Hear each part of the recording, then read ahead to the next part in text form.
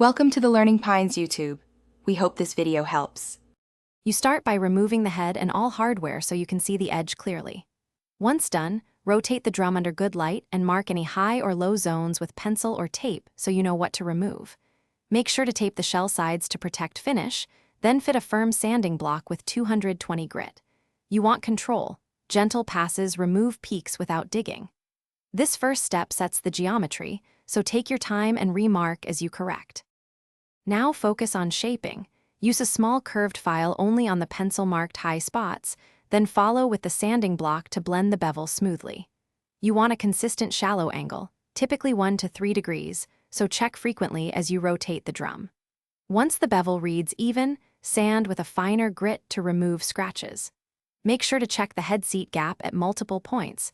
Even small changes affect tuning and resonance, so correct to finish, remove all sanding dust, and gently buff the edge with 320 grit for a smooth seat. Wipe with a lint-free cloth so no grit remains.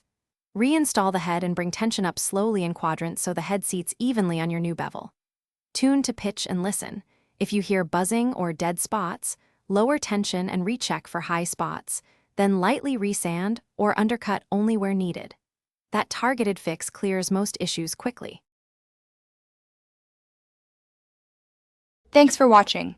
Consider subscribing if we helped you.